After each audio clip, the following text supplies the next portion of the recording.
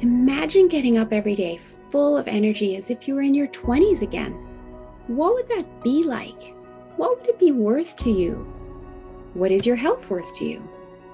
Think about it.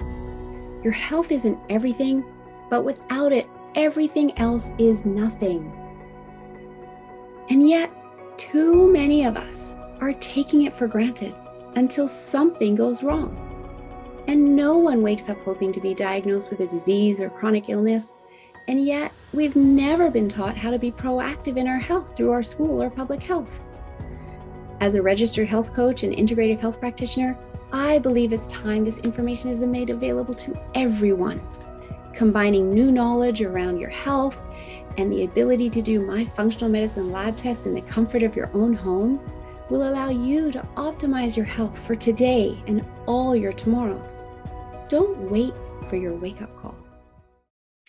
Welcome back to another episode of Don't Wait for Your Wake-Up Call podcast. My name is Melissa Deely, and I am the host of this podcast. And today I'm excited to continue the theme of intuition and working with the unconscious mind. And before we dive in, I would love to share another testimonial with you. I thank my clients for sending me these. I'm so grateful. And I feel like for listeners, it might help you have a broader understanding of the type of work that I do, so that if you have friends that are struggling with your health, you will know if I might be someone that you would like to refer them to, or maybe you need the help of someone else. But if you don't know what I do, you can't use me as a resource, right? So this is what Jacqueline from California had to say. The last 2 years have been extremely stressful, and I did not take full control of my health, which is unusual for me. The result was a gain of excess pounds and the realization in January 2022 that I needed to get back on track. I was introduced to Melissa Deely and heard about her 21-day detox program, and after a consultation decided to go for it. In just 3 weeks, my health is stronger than it has been in a long time. My craving for sugar has gone, my mild asthma has cleared up, and I even gave up my nightly wine habit. And I've lost some of those pounds and am on my way back to normal. Can't recommend Melissa's health program enough. If you have the will, there is a way to get back on track. Thanks so much for Jacqueline for sharing your testimonial. So let's dive into this episode. Today, I want to be sharing with you some different healing modalities that you may not be aware of, because there's one thing for certain. The more I learn, the more I realize there is to learn, right? And so one of them I've already covered off on back in episode 46, which I believe came out on Christmas Day 2021. And that is theta healing. And go back and listen to that episode if you would like to learn about theta healing and tapping into the brain's theta brainwaves in order to support healing and energy healing. Another one that I have started practicing myself more recently, I've known about it for a while, but haven't really been practicing it. It's called EFT, Emotional Freedom Technique, or better known as tapping. And tapping uses the meridians of the body. The meridians are of Chinese origin. The simplest definition is that a meridian is an energetic highway in the human body. And these energetic highways allow for the flow of energy known as qi, or it's in Chinese, they spell it QI. You might have seen that before.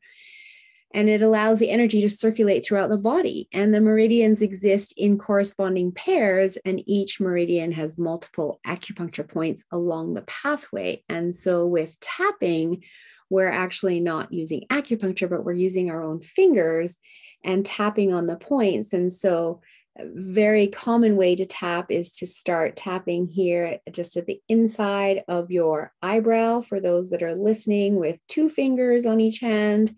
Or you can just do it one side at a time, down the body, down the right-hand side of the body, and then down the left-hand side of the body. The beautiful thing about this is there really isn't a wrong way to do it. And so I like to use 2 hands at my inner eyebrows, and then I go to the outer edge of my eyebrow And then after tapping there, I come in underneath my eyes, kind of just at the top of my cheek. And from there, I use just one hand, two fingers on my upper lip, just between the nose and my lip. And from there, I go into the little dimple in my chin. And from there, I'm back to two hands, tapping on the inside nodules of my collarbone. And from there, you can actually cross your arms over your body and tap right on the side of your body where your bra strap might cross over. And from there, tap at the top of your head. Now, as you're tapping, what you're doing is you're speaking experiences. We typically start off with a negative past experience that we're wanting to release the emotion from. So we're talking through those negative emotions and bringing them to the forefront. And then from there, we tap through the positive emotions, because so much of what we tell ourselves isn't even true, right? We have these beliefs in our head. We carry these emotions with us from childhood about the way certain events happen. But in reality, when we stop and say, is that really true? And we do a little bit of, visualization on the incident to understand all the emotions that came up, but we start to realize a lot of what we're carrying around isn't necessarily true. And we can also shift it to more positive emotions. And as we tap through the more positive emotions, we're starting to shift and release the stuck energy and those stuck emotions in our body. So again, I'm absolutely no expert at this. I just want to be sharing these amazing healing modalities that I'm learning about with you. There's many experts out there. You might have heard of Nick Ortner from the Tapping Solution. Somebody that I'm following and doing some tapping work now with is Margaret Lynch Rainier. She's got a couple books out, Tapping into Wealth, as well as Unblocked. And going through her books, she has tapping scripts. And so you can find the ones that apply to you and follow those scripts and move your hands through the different meridians of the body as you're following the scripts that are in her book. So I find that very helpful. You can also find her on YouTube, and she's got a lot of videos there that you can follow along with as well. So that's of Chinese origin. Then the other that I want to share with you is about the chakras, which is from India. So the word chakra literally means wheel in Sanskrit and symbolizes the flow of energy in your body. So very much like the Chinese identified the meridians as a flow of energy in the body, in ancient India, they did as well, and they called it the chakras. And they identified 7 chakras that are present in the body as being energy centers, and they are known to regulate emotions. And their origin can be traced back to early Hinduism and Buddhism, both of them talking about the shifting nature of our chakras. So the 7 chakras are, starting at the bottom of our body and moving up, we have our root chakra, which is located at the base of our spine and represented by the color red. And then we move up to the sacral chakra, and this is located just below your belly button and represented by the color orange. From there, we keep moving up to our solar plexus chakra, which is represented by the color yellow. And then we move into our heart chakra, represented by the color green, and then into our throat chakra, represented by the color blue. And then we have our third eye chakra, which is in the forehead, kind of between our 2 eyes. And that's represented by the color indigo. And then we have our crown chakra at the top of our head, represented by the color violet. And so again, these are all important points in the body where we can have stuck energy, we can have stuck emotions. And when we tap into doing work with our chakras, we can release this as well. This is something that I first started learning about when I started my yoga practice. Again, I am absolutely no expert, but I just wanted to share these different modalities with you in case this is something that is of interest to you that you would like to tap into more of.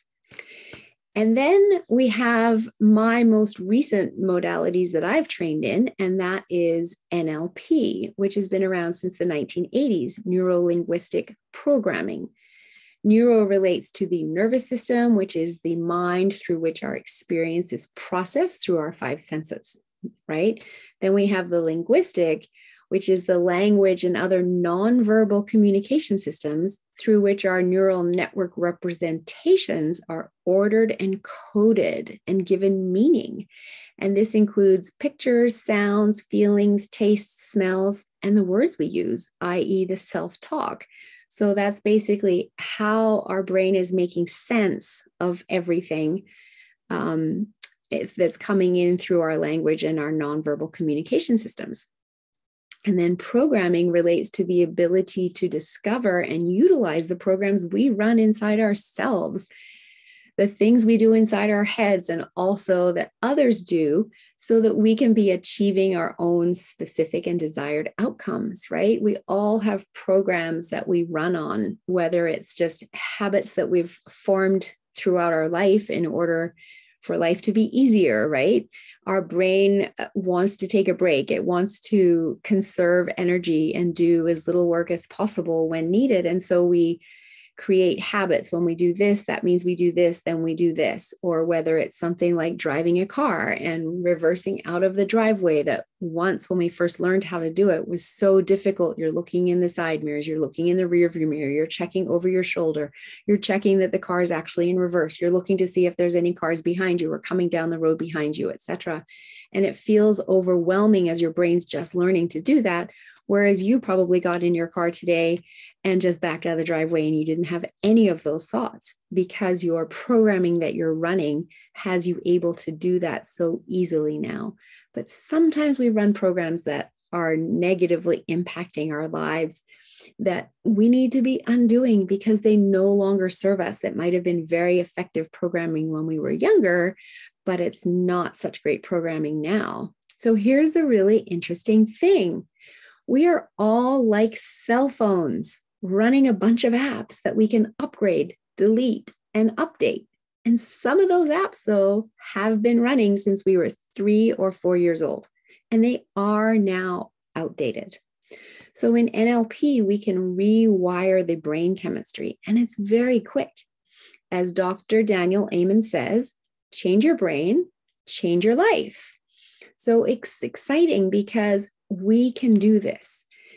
And remember in the last episode when I said intuition is the knowing without the need for conscious reasoning?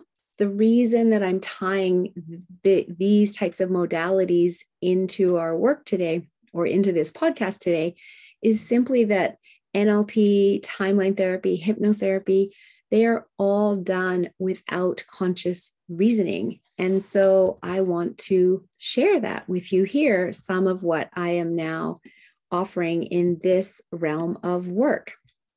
So for those of you that have been following me for a long time, you know that I'm all about detoxing, teaching people how to detox, and just understanding the importance of detoxing our body in this time and age where we have over 144,000 man-made chemicals introduced since World War II. I've done many episodes on detoxing, alluding to detoxing, etc. And I am still a huge believer in it being a game changer in our health journey. Because when we get those toxins out of our body, we're lowering inflammation, we're giving our body a full reset, and we are significantly reducing our risk of chronic illness when we lower the inflammation levels in the body and get all those toxins out, right? But what more can we be doing? Once we have detoxed our physical body, there's still more that we can do. And so I've created some additional programs that I want to share with you. So the first one is detoxing your trigger foods and stopping your cravings. And this is using the power of NLP. And so what we can do is remove foods that you maybe like a little bit too much, like maybe it's a certain kind of chocolate bar, maybe it's a certain flavor of ice cream, maybe it's a certain type of cookie or brownie. and that you just know when that food is around, you're going to eat it, and you're going to eat too much of it. And then you're going to regret it later and wish you didn't do that. And so rather than having to, try to rely on willpower, which truly doesn't work, willpower is definitely not a long-term solution. What we can do is rewire your brain using NLP to have your unconscious mind connect the food that you like a little bit too much with a food that you really dislike, and reprogram your brain so that you now associate that food with the thing that you really dislike and you no longer want it. How amazing is that? It is really, really powerful. So something else that we can do in NLP too is shift our image of how we remember things, how we view things in our mind's eye in order to be changing habits. And that's something that I have been very successful with myself. Is I've been a nail biter my entire life, and now I actually have nails and I can wear nail polish, and my nails are actually feeling pretty strong, and I don't even bite them anymore because I was able to shift the trigger. And in the trigger of bringing my fingernails to my mouth has now shifted to, if my hand's coming up, is I just move my hand to my chest and play with jewelry or whatever instead, because I was able to reprogram that trigger in my mind to keep me from biting my fingernails. So this is how powerful this work can be. We can shift habits based on triggers. We can remove trigger foods. We can also detox your emotions. So again, going back to the chakras and EFT, these are similar modalities talking about shifting emotions. And so often in life, we stuff down emotions that we just don't want to deal with in the moment. And so we push them down and refuse to feel them. And what that can do over time is that can actually cause illness. It becomes another form of toxicity, especially if we're doing this too often. And it's instead far better to release those emotions and get them out of our body. And so detoxing our emotions is a very powerful thing to do in optimizing your health. We've detoxed the physical body. Now let's detox the emotional body. Get rid of all of that emotional baggage that you might have been carrying around for years and years and years. And maybe you didn't know that you could get rid of it, but you absolutely can, again, using the power of our unconscious mind and something called timeline therapy. It's very powerful and it's very quick. And from there, we can also be detoxing the mind, our mental body, right? And that comes into talking about our mindset, and we're using NLP practices again, timeline therapy practices, and even potentially hypnotherapy practices in order to shift the way we talk to ourselves, the beliefs that we have about ourselves, our place in the world, who we are, etc., etc. And when we can detox our mental body, that is huge, because I often ask my clients, if you talked to your friends the way you talk to yourself, would you have any friends? Just think about that. Would you? We're so quick to beat ourselves up over every little thing, to judge ourselves, to not celebrate our wins, but spend ages beating ourselves up over something that we think didn't go the way that we wanted it to go. And as a result, we have all of these toxic thoughts in our mind that aren't serving us, and we can absolutely detox them as well. So this is super, super powerful work, just adding on to the idea of detoxing the physical body, then the emotional, and then the mental body. And doing this work truly allows you to walk freer, lighter.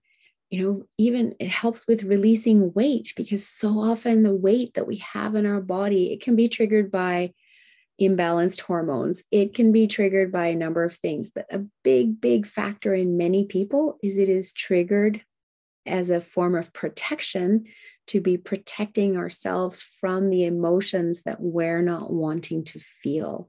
So if any of what I've shared with you today is something you'd like to learn more about, it relates to you in some way or resonates with you in some way, and you think, hey, this might be the type of healing modality that I'm looking for, or maybe you know somebody who could benefit from these types of healing modalities, please share this podcast with them and reach out to me if you would like to know more about this work, because I'd love to have a conversation with you and see if you are a good candidate for using any of the NLP, timeline therapy, or hypnotherapy techniques that I am now trained in. So thank you again for joining me, and please tune in next week, because next week I have Laura Powers joining us, and she is amazing.